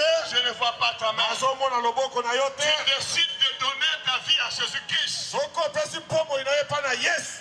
Lève-toi là où tu es. To telema bisika ozali. Viens rapidement, c'est ta vie qu'il s'agit. Ezali pomoi na yo nde ezali À wana. cause ici. Poussana noki yo tombola ki mosapi poussane lawa. Viens à gauche ici, je vais prier. Poussana noki awa basambelela yo. Sors de la rangée et viens ici. Bimakati na bato. Que le Seigneur te bénisse, mon frère, encouragé.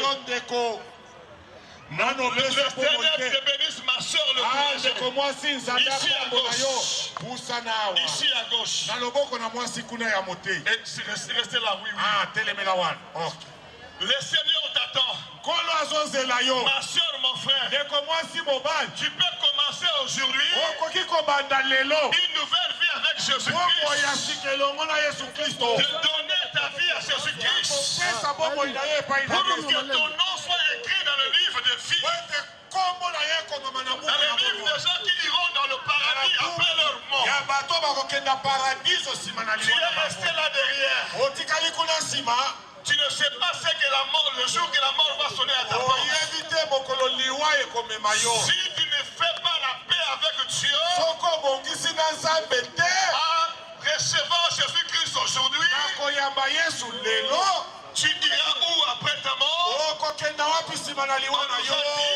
dit, il y a que deux destinations. Il y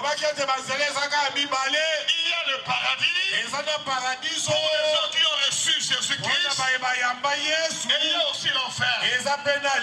On attend celui, même si tu étais là au coin, même si tu étais en train de passer, mais tu as écouté le témoignage, et tu as écouté la parole.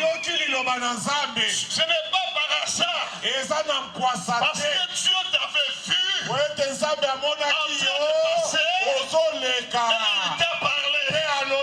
Ne dis pas c'est leur problème. Il s'agit de ta vie éternelle. Viens, on t'entend. Nous t'attendons, viens. Vous qui êtes devant ici.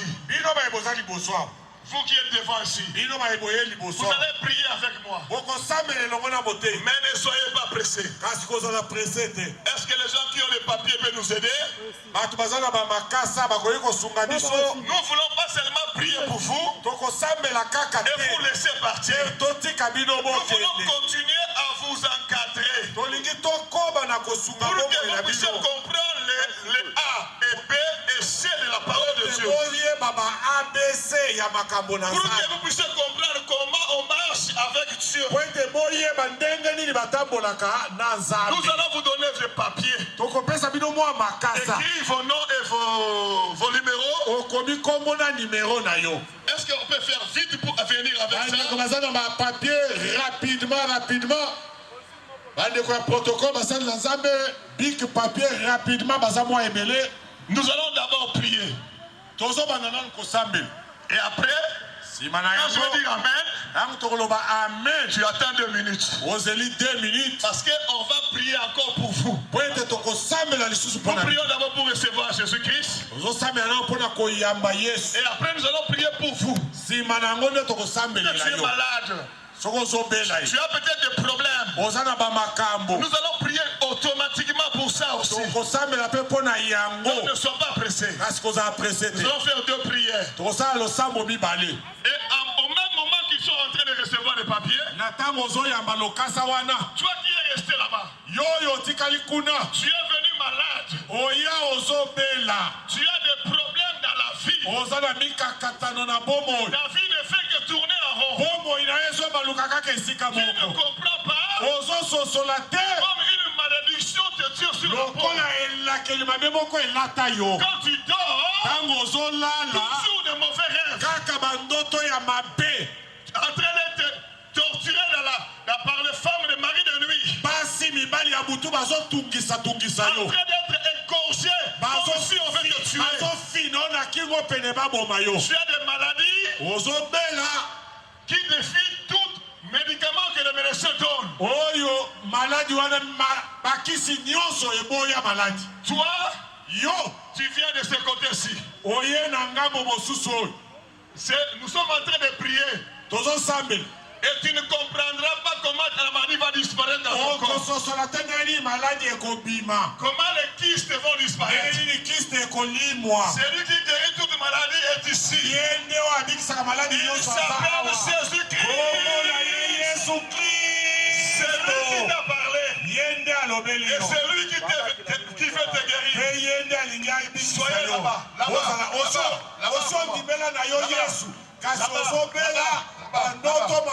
Pousse-toi là-bas. Poussez-moi là-bas.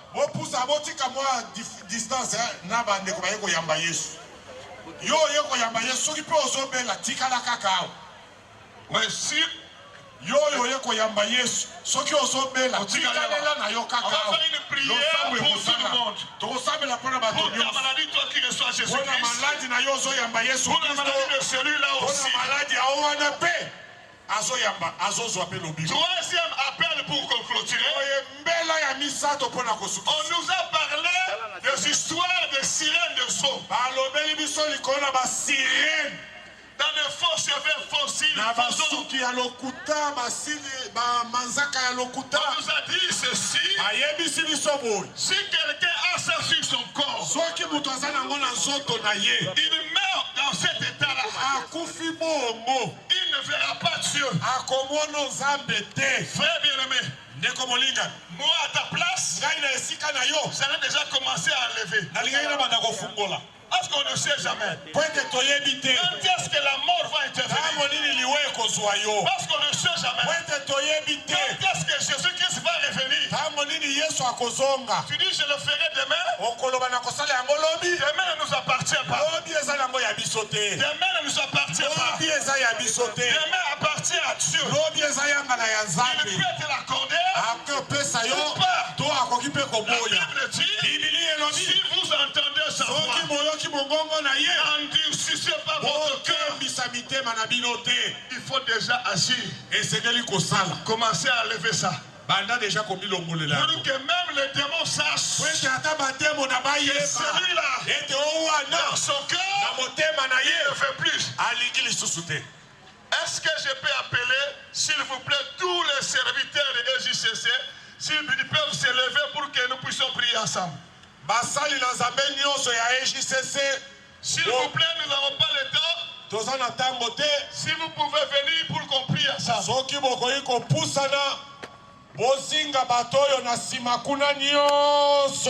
Pour que nous puissions prier.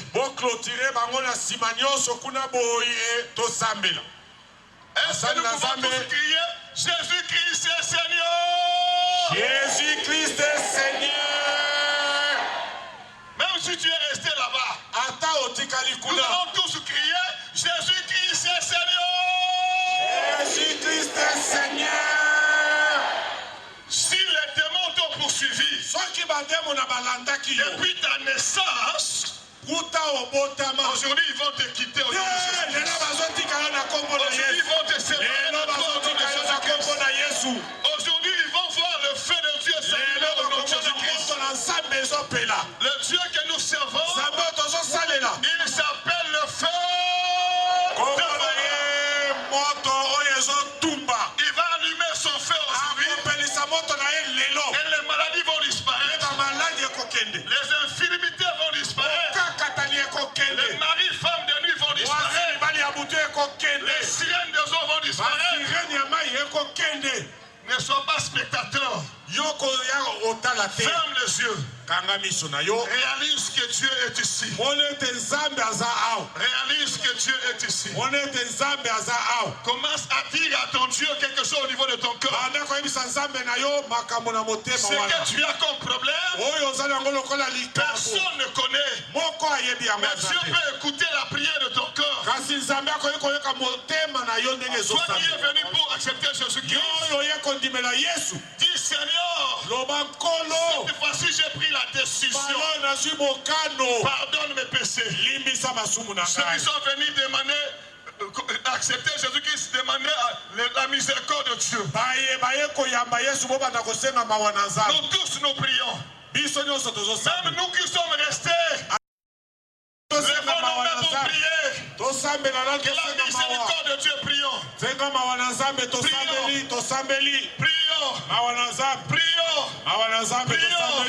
Les excellents, les excellents aussi bas. Prions. Les excellents. Prions. Demande la miséricorde de Dieu. Demande la miséricorde de Dieu. Demande la miséricorde de Dieu. Demande la miséricorde de Dieu. Kopesa bomoi Yesu aye awana se Yesu aye kopesa bomoi Yesu mobikisi Yemba Yesu aye Yesu Yesu aye, Yesu aye, Yahweh, Yesu aye, Yesu aye, Kopesa bomoi, Yesu mobikisi. Gardez silence. Ceux qui sont malades, levez vos mains. Pendant que nous sommes en train de faire la prière d'accepter Jésus pour ce genre-ci,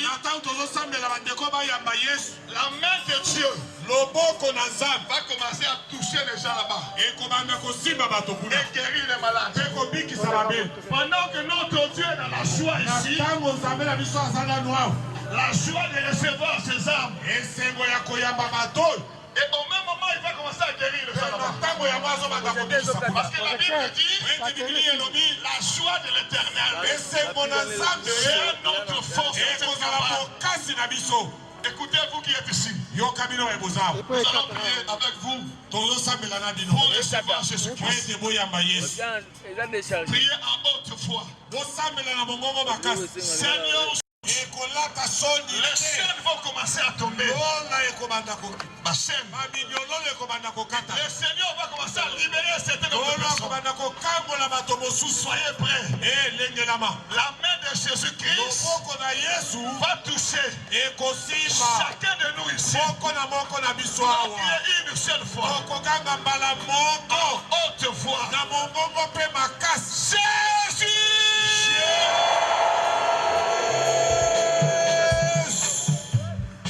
Il te guérit. Il te libère. Il brise le chêne. Il brise le chêne. Il brise le chêne. Il te délivre. Il te délivre. Ça commence. Il te touche. Il te touche. Toute maladie soit disparue. Toute infirmité soit disparue. Reçois ta guérison. Reçois ta guérison. Reçois ta guérison. Reçois ta guérison. Reçois ta libération. Ta libération. Ta libération. Reçois cela. Reçois cela. Reçois cela. Reçois cela. Reçois cela. Reçois cela.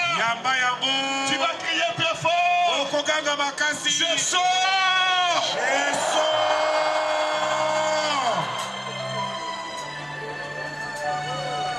La maladie commence à disparaître. La guérison s'installe. La guérison s'installe. Le chêne tombe. Le chêne tombe.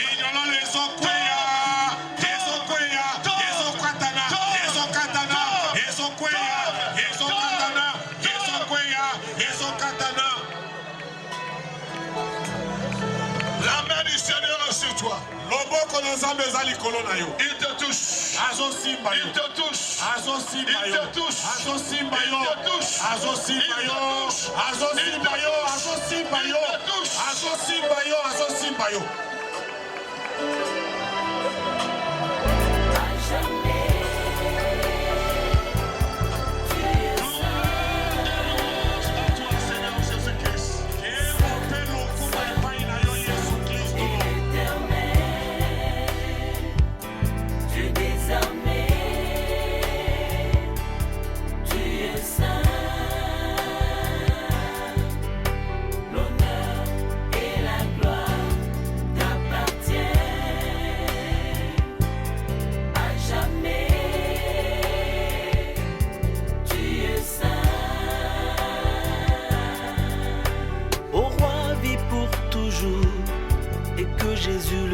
grâce de ton amour demeure la seule raison de nos louanges. Ensemble avec les anges, dans les merveilles des rachetés, chantons à l'unisson, Alléluia. Au roi vit pour